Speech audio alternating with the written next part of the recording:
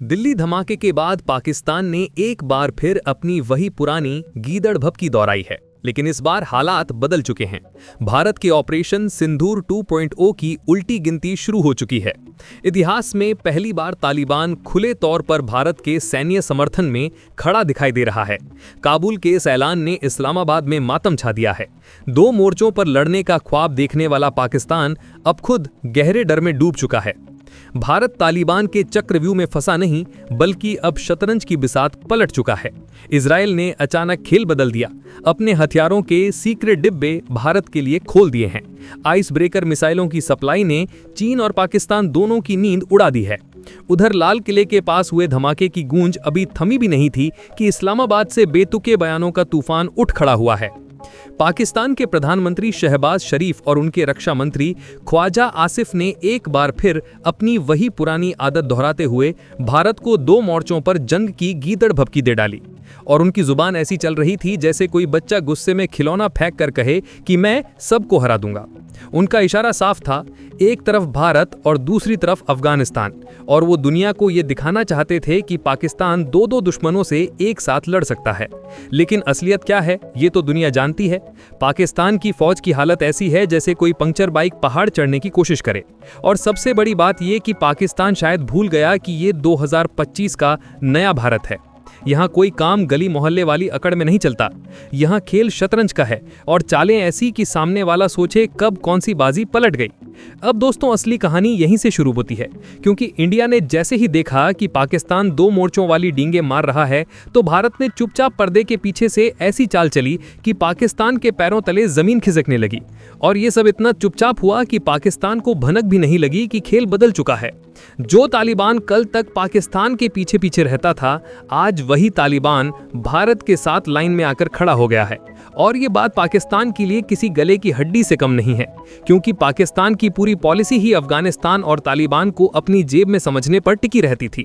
लेकिन दिल्ली धमाके के बाद माहौल बदल गया, हवा का रुख भी बदल गया और पाकिस्तान की नींद भी उड़ गई। इधर इजराइल ने भी भारत के साथ ऐसा साथ दिखाया कि पाकिस्तान के साथ साथ चीन की भी हवा टाइट हो गई। इजराइल ने साफ कहा कि भारत अकेला नहीं है, और दिल्ली धमाके के बाद अगर भारत कोई भी कदम उठाता है तो इजराइल उसे खुलकर सपोर्ट करेगा। और दोस्तों, इजराइल का सपोर्ट कोई मामूली चीज नहीं है। वो दुनिया की सबसे खतरनाक और एडवांस टेक्नोलॉजी का बाप है। और जब वही भारत के साथ खड़ा हो जाए तो सामने वाला कांपना तो तय है। अब जरा सोचो कि पाकिस्तान दो मोर्चों की बात कर रहा था और उधर तालिबान ने स्टेटमेंट दे दिया कि अगर भारत पाकिस्तान पर कार्रवाई करता है तो तालिबान पश्चिमी बॉर्डर पर पाकिस्तान को ऐसा उलझाएगा कि पाकिस्तान की फौज को पूर्वी सीमा यानी भारत बॉर्डर पर सिर उठाने का मौका भी नहीं मिलेगा। मतलब पाकिस्तान फंस गया दो तरफ से, जैसे किसी मुर्गे को दोनों तरफ से पकड़ लिया जाए और वो ना इधर भाग सके ना उधर। इधर भारत चुपचाप अपनी तैयारी कर रहा था, और जब भारत चुप होता है तब दुनिया जानती है कि कुछ बड़ा होने वाला है। दिल्ली धमाके के बाद भारत की खुफिया एजेंसियों ने अपने सारे नेटवर्क को फुल मोड पर चला दिया। दिन रात डाटा आ रहा था, इनपुट आ रहे थे, और पाकिस्तान की हर हरकत पर भारत की नजर टिक गई थी। रॉ की टीम पाकिस्तान के अंदर कई सालों से काम कर रही थी, लेकिन धमाके के बाद इन सभी नेटवर्क को एक्टिव कर दिया गया। और फिर जो रिपोर्ट भारत के पास आई उसने पाकिस्तान की पोल खोल दी। धमाके की प्लानिंग पाकिस्तान के एक पुराने रासायनिक अनुसंधान केंद्र में हुई थी, जिसे आईएसआई के दो अफसर गुप्त तरीके से चलाते थे, और उसमें इस्तेमाल हुआ कुछ मटेरियल चीन के गुआंगडोंग प्रांत से आया था, जो नेपाल के रास्ते दिल्ली में भेजा गया था। मतलब 3 मुल्क 3 एजेंसियां, और टारगेट था भारत। और जब भारत ने ये सबूत दुनिया के सामने रखे तो सबसे पहले इजराइल और अमेरिका का रिएक्शन आया। इजराइल ने कहा कि भारत को अगर जरूरत हो तो वो अपनी अरोब कामिकाजे ड्रोन की नई खेप भारत को तुरंत सौंप देगा। और अमेरिका ने कहा कि भारत को अपनी सुरक्षा के लिए जो भी कदम उठाने हैं उसका पूरा अधिकार है। ये अमेरिका की लाइन पाकिस्तान के लिए किसी हथौड़े के वार से कम नहीं थी, क्योंकि अमेरिका का ये स्टैंड साफ दिखाता था कि पाकिस्तान को इस बार कोई नहीं बचाने वाला। इधर भारत की तीनों सेनाओं ने एक साथ एक मेगा मीटिंग की, जिसका नेतृत्व खुद पीएम मोदी ने किया। इस मीटिंग में एक ही निष्कर्ष निकला कि भारत चुप नहीं बैठेगा, और इस बार जवाब ऐसा होगा कि पाकिस्तान आने वाले 50 साल तक भारत की तरफ आंख उठाकर नहीं देखेगा। और यहीं से ऑपरेशन सिंदूर 2.0 के ब्लूप्रिंट को हरी झंडी मिली। ये ऑपरेशन इतना बड़ा था कि इसमें जमीन, हवा, समंदर, साइबर सब कुछ शामिल था। ये सिर्फ एक सर्जिकल स्ट्राइक नहीं थी, ये पाकिस्तान की रीढ़ तोड़ने की पूरी तैयारी थी। भारत की मिसाइल रेजिमेंट को हाई अलर्ट पर डाल दिया गया। ब्रह्मोस, प्रलय, शौर्य सब कुछ तैयार हालत में रखा गया और पाकिस्तान की सबसे बड़ी धौंस परमाणु हथियारों की वो भी इस बार बेकार होने वाली थी, क्योंकि भारत के पास नई तकनीक और इजराइल का साइबर सपोर्ट था जो पाकिस्तान के न्यूक्लियर लॉन्च सिस्टम को एक्टिव होने से पहले ही जाम कर देता। भारत की स्काईनेट टेक्नोलॉजी दुश्मन के कमांड और कंट्रोल को पलक झपकते बंद कर सकती है। उधर भारतीय वायुसेना भी अपने सबसे खतरनाक हथियार तैयार कर रही थी। राफेल, सुखोई, मिग, मिराज, तेजस सबको लगातार नाइट शॉट्स पर लगाया गया ताकि पाकिस्तान को लगे कि भारत हवा से आने वाला है, लेकिन असल में भारत का प्लान बिल्कुल अलग था।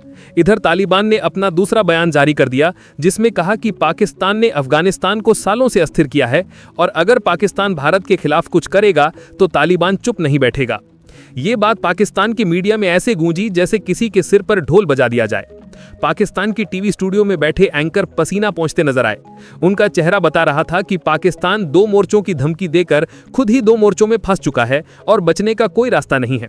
इधर भारत की सेना ने LOC और इंटरनेशनल बॉर्डर पर अपने फ्रंट लाइन यूनिटों को अलर्ट कर दिया। देश भर में टैंक मूवमेंट बढ़ा दी गई, एयर बेसों पर गतिविधियां बढ़ गई और ये सब इतने शांत तरीके से किया गया कि पाकिस्तान को समझ नहीं आया कि हमला कब और कहां से आएगा। भारत ने जानबूझकर एक बड़ा भ्रम फैलाया ताकि पाकिस्तान गलत दिशा में देखता रहे और असली प्रहार कहीं और हो। भारत के PM ऑफिस में लगातार मीटिंग्स हो रही थीं। हर मीटिंग में एक ही बात तय होती थी, पाकिस्तान को इस बार सबक ऐसा सिखाना है कि आने वाली पीढ़ियों को भी याद रहे। इधर रॉ और सेना ने पाकिस्तान के सभी न्यूक्लियर ठिकानों को मार्क कर लिया था। पाकिस्तान ने अपने परमाणु ठिकानों को शिफ्ट करना शुरू किया, लेकिन भारत पहले ही सब लोकेशन कैप्चर कर चुका था। पाकिस्तान जो सोच रहा था कि वो छुपा लेगा, वो भी भारत की नजर में था। अब दोस्तों, पाकिस्तान की हालत ऐसी हो चुकी थी जैसे किसी कोने में घिरी हुई बिल्ली जिसका रास्ता बंद हो और डर उसकी आंखों में साफ दिखने लगे। और भारत का यही प्लान था, पाकिस्तान को डर डर के अंदर से तोड़ देना और फिर सही वक्त पर ऐसा झटका देना कि वो उठ ना सके। इधर चीन भी पहले की तरह खुलकर नहीं आया। वो जानता था कि भारत, इजराइल, फ्रांस, अमेरिका सब इस बार एक लाइन में है और अगर उसने पाकिस्तान को सपोर्ट किया तो उसका CPEC पूरा मॉडल खतरे में पड़ जाएगा। इसीलिए चीन ने सिर्फ इतना कहा कि दोनों देश संयम रखें, लेकिन इस संयम वाली लाइन में भी डर साफ दिख रहा था। भारत ने ये बात साफ कर दी थी कि अगर पाकिस्तान फिर कोई हरकत करेगा तो इस बार जवाब पाकिस्तान की जमीन पर जाकर दिया जाएगा, और वो भी ऐसी जगह जहां उसे सबसे ज्यादा दर्द हो, जैसे उसके पोर्ट कराची और ग्वादर। दोस्तों, पाकिस्तान की अर्थव्यवस्था वैसे ही ICU में पड़ी है। ऊपर से अगर भारत ने कराची और ग्वादर को एक झटके में अंधा कर दिया तो पाकिस्तान की पूरी अर्थव्यवस्था खत्म होने में ज्यादा समय नहीं लगेगा। और भारत यही चाहता था कि पाकिस्तान सिर्फ सैन्य रूप से नहीं बल्कि रणनीतिक रूप से भी कमजोर पड़े। और दोस्तों, इसी मोड़ से असली गेम पलटना शुरू हुआ, क्योंकि भारत ने अपने प्लान का सबसे गुप्त हिस्सा एक्टिव कर दिया। एक ऐसा हिस्सा जिसके बारे में पाकिस्तान तो क्या, दुनिया की कई एजेंसियों को भी कानो कान खबर नहीं थी। भारत की साइबर यूनिट्स ने जिस रात पाकिस्तान की टीवी एंकर डर से पसीना पोंछ रहे थे, उसी रात पाकिस्तान के सबसे बड़े मिलिट्री नेटवर्क पर एक साइलेंट अटैक कर दिया। यह अटैक इतना खामोश था कि पाकिस्तान की आर्मी तक कुछ समझ नहीं आया कि कौन सा सिस्टम कब ऑफलाइन हो गया और किसने किया। इधर भारत के स्पेशल यूनिट्स ने अपनी मूवमेंट पाकिस्तान बॉर्डर के करीब शुरू कर दी, लेकिन ये कोई साधारण मूवमेंट नहीं थी। ये बिल्कुल नॉन रडार मूवमेंट थी, मतलब पाकिस्तान के रडार को कुछ दिखेगा ही नहीं, और जब दुश्मन का रडार अंधा हो जाए तो खेल आधा वहीं खत्म मान लो। उधर काबुल में तालिबान ने भी अपने लड़ाकों को वेस्टर्न बॉर्डर पर शिफ्ट करना शुरू कर दिया। पाकिस्तान जितना दबाव महसूस कर रहा था उतना उसने अपनी पूरी इतिहास में शायद ही महसूस किया होगा। पाकिस्तान ने दुनिया से मदद मांगने की भी कोशिश की, लेकिन दोस्तों, इस बार कोई भी उसके साथ खड़ा नहीं था। हर कोई जानता था कि दिल्ली धमाके का सीधा कनेक्शन पाकिस्तान की जमीन और उसकी एजेंसियों से जुड़ा है, और जब भारत के पास सबूत भी थे तो दुनिया किस मुंह से पाकिस्तान का साथ देती। पाकिस्तान की यही सबसे बड़ी हार थी। दुनिया उसे गंभीरता से लेना ही बंद कर चुकी थी। युद्ध चाहे शुरू हो या ना हो, लेकिन पाकिस्तान का मोराल पहले ही ढह चुका था। उसकी फौज डरी हुई, उसकी सरकार बौखलाई हुई और उसकी मीडिया पसीने में डूबी हुई नजर आ रही थी।